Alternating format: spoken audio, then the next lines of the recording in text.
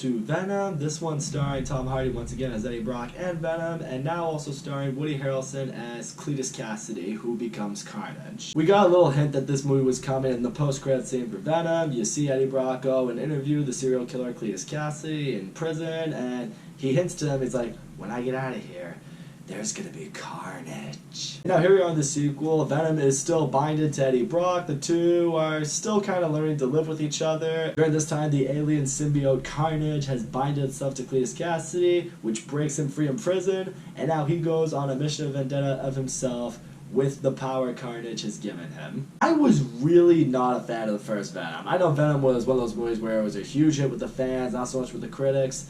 This is one of those rare instances where I actually sided with the critics. Normally I'm a fan of movies, and I'm just like, well, you know, it's fun and it's enjoyable, and that's that. This case, no, I really didn't like Venom. In fact, Venom actually made my worst of the year list. I liked Tom Hardy as Eddie Brock. I thought he was a good casting choice for the role. I liked him also as the voice of Venom. I liked the bromance that developed between them. But aside from that, nothing in the movie worked for me.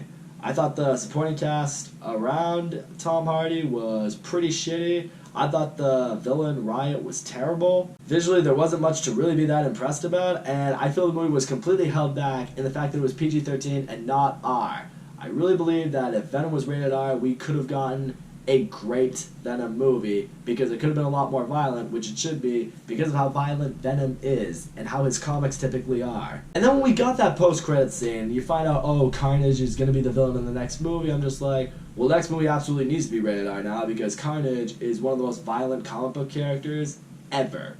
Like, I don't know if you've read any of his comics, or you know what his character is, but he's pretty fucking brutal. So naturally, when I went into this movie and I heard this was also going to be PG-13, my confidence in this movie dipped quite a bit. I will say, what we ultimately have is a sequel that is, I will say, better than the first Venom, but it's still definitely nowhere near where I want it to be. So let's talk about what works in this movie. Once again, Tom Hardy was definitely the right choice to play Eddie Brock. I do like seeing the relationship between Venom and Eddie Brock, because it's funny, it's comical, but what I like seeing here, it's not like they're just like best friends now. There's some complications. Venom wants to eat people. Eddie Brock does not want Venom to eat people, and so it leads to a lot of complications between them.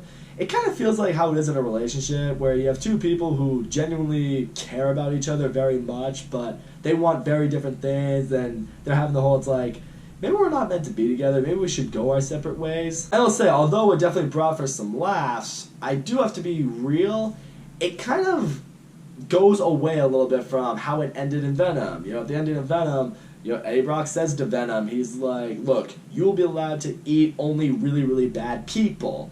So part of me is wondering, it's like, why don't they just occasionally go out at night, find a criminal who's doing some really fucked up shit, and Eddie Brock can be like, alright, Venom, you can eat him. Now in this movie, it's reversed to like, nope, absolutely no eating people of any kind. So for me, I didn't really like how it completely went back on what was kind of established at the end of Venom. I want to see consistency in a franchise. That was not consistency. I will also say this, I thought Woody Harrelson as the casting choice for Cletus Cassidy, I thought that was great. There's a lot of range as an actor, and among those ranges, he's good at playing a really sick, crazy, deranged person. And he does that here. I see Cletus Cassidy is incredibly unstable. He's uncomfortable to be around. I mean, the guy straight up murdered his grandmother. You see Woody Harrelson's portrayal of him, and you're just like, I absolutely believe he would have murdered his own grandmother. What I didn't really like about Cletus Cassidy, and this isn't necessarily against Woody Harrelson's performance towards him, it was the storyline they made for him. This whole time he's going after his girlfriend who's got, you know, amazing shrieking powers. You know, she's hauled off in Area 51. He's trying to go save her. They met in prison. I didn't really like the storyline. I mean, Cletus Cassidy is a serial killer. He's done some really fucked up shit. The fact that they wanted to humanize him and make it like, well, he just wants to go save the love of his life. I don't know, it just didn't really feel like a villain story. I'm just like, Cletus Cassidy should, like, not care about anything. He should be like, you know, I want to go out, I just want to kill people because I'm a serial killer. Like, make him a dark, twisted, messed up, evil villain that we are supposed to root against. He's a serial killer. Don't try to humanize him, just make him an evil piece of shit. Also, I definitely gotta be real here. I really didn't like the characterization they did for the symbiote Carnage. First of all, I wasn't really a fan of his voice. Like, his voice, I don't know who he was voiced by, but his voice was really deep. It was very, I don't know, kind of sounded a little bit like Venom, but not quite as. I'm doing a horrible job describing it. I always saw Carnage with more of a Starscream from Transformers kind of voice, like a more raspy, evil, kind of weasel-ish kind of tone, but crazy. That's just the kind of voice I would picture for Carnage from what I've read about him, and the fact that he didn't have that here, it didn't seem fitting. Maybe that's my own problem, but nevertheless, it's a flaw I have. I will say so, one thing that I did appreciate with the binding between Carnage and Cletus Cassidy is how they're both kind of seen as unstable, and thus they're not really a match. They're as good a fit as they can be. On one hand, you want Cletus Cassidy, who just wants to go save the woman of his dreams, and then they'll go unleash havoc, and then on the other hand, you have Carnage, who is already ready to unleash havoc, and he doesn't give a fuck about this woman, who he doesn't like because her powers make him go a little bit berserk, because, you know, symbiotes don't like loud noises. I like seeing that as Carnage's ultimate weakness, is that he never has a strong bond with his host because of how unstable he is. It harkened back to the comics, which I appreciated. Apparently, like Eddie Brock and Venom, they have that bond, so they're able to, you know, be more symbiotic.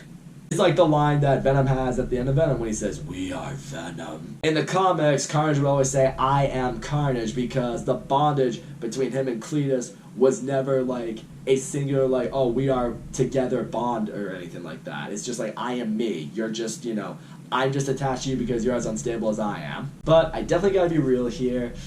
Once again, the movie is completely held back by the fact that it's PG-13 and they didn't just make it fucking R. For those who don't know, Carnage is one of the most violent comic book villains I've ever read about. I mean, this guy in the comics, he's insane. There's one story arc, he rips a guy's head off and, like, bowls it over like a freaking bowling ball, makes a joke out of it. One point of reading, he like kills a bunch of people and blood and guts and brain are just like splattered all over the wall. In this movie, yes, he kills and he does a couple of things that are, I guess, kind of fucked up. I mean, he shoves his, you know, tongue down someone's, you know, inside and like, you know, rips their innards out. Maybe you think, I don't know. They don't even really show that part.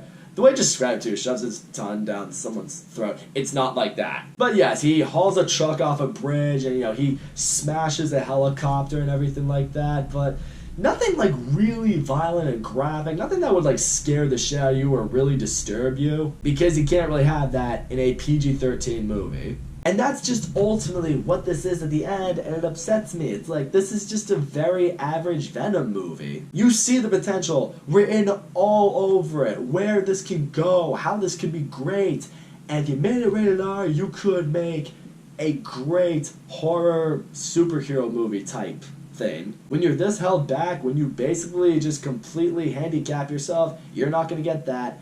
And people like me are going to feel very unfulfilled. But you know what, why don't we just get right to the mid-credit scene, because that is easily the best part of this movie. That actually got me hyped. I can't talk about that without spoilers, so I'm just going to put this little spoiler warning right here. If you haven't seen Venom Let There Be Carnage yet, and you care about it, well, don't watch this part. Or if you're going to, just hit the mute button. Those words will disappear when this is over, but gotta talk about the mid-credit scene. You know, end of the movie, Venom and Eddie, you know, they've reunited, they've forgiven each other, they've defeated Carnage, they're just chilling on the beach in, I don't know where, they're chilling on a beach, they're hanging out in this little hotel room. And, you know, Venom's about to have, like, story time or whatever with Eddie Brock about what his life as a symbiote has been over the light years and shit like that. And all of a sudden, boom, there's a brief flash, and the setting around them has completely changed. They're in a different hotel room and everything. Then the TV comes on, and what's on TV is basically the post-credit scene from Spider-Man Far From Home. You see J. Jonah Jameson calling Spider-Man a menace, revealing that Spider-Man is Peter Parker. And then Venom comes out, and he just approaches the screen, he sees the image of Peter Parker, and he's just like, that guy, and just licks the TV screen. That part was a little weird, but you see that, you're just like, oh, holy fucking shit. Because this now leads to a million different questions, but gets you really excited at the same time, because now this basically confirms right here, Tom Holland's Spider-Man and Tom Hardy's Venom are going to be in a movie together. The question now simply becomes, when is that going to happen? I was talking about it with my friend after we saw the movie, and I wouldn't be shocked if maybe he showed up in No Way Home. I don't know if he would have a big role. Part of me wonders if he would have the kind of role that Spider-Man had in Captain America Civil War. Like, he's not there for a lot of the movie, but he's there for a big important part of the movie. Theory is, it's like, okay, we know Electro, Doc Ock, and probably Green Goblin are going to be in No Way Home. Like, Jamie Foxx and Alfred Molina have already been confirmed.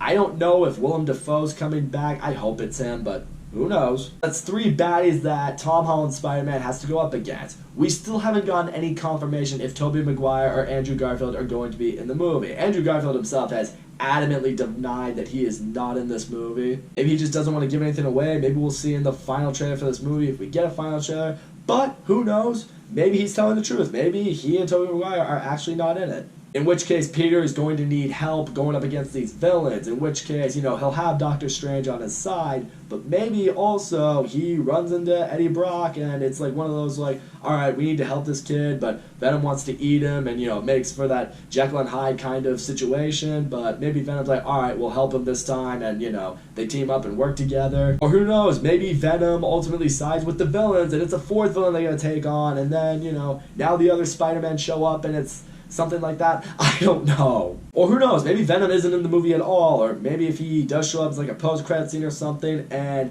we don't really get a collab between them until the 3rd Venom movie when Spider-Man and Venom actually team up or fight or something. I don't know when it's gonna happen, I don't know how it's gonna happen. I hope it happens in No Way Home, at least for a second. But either way, it's definitely got me excited for the future of Marvel. That is for sure. But all in all, as much as I loved the mid-credit scene for Venom Let There Be Carnage, Venom Let There Be Carnage itself is just a very average movie. Love Tom Hardy in the lead role. I still like the dynamic between Eddie Brock and Venom. Really liked seeing Woody Harrelson as Cletus Cassidy in the spotlight in this movie as the villain. That being said, I was not a fan of the storyline between Eddie Brock and Venom. I was not a fan of the storyline they ultimately gave Cletus Cassidy. I was really hyped for Carnage, but I don't like how really he was portrayed.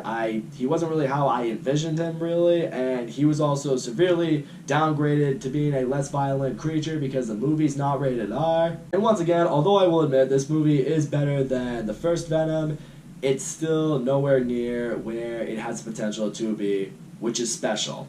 And that's what makes it disappointing. So that's all I gotta say, guys. Thank you so much for watching my video. And as always, don't forget to leave a comment, like, subscribe, and I'll see you all next time.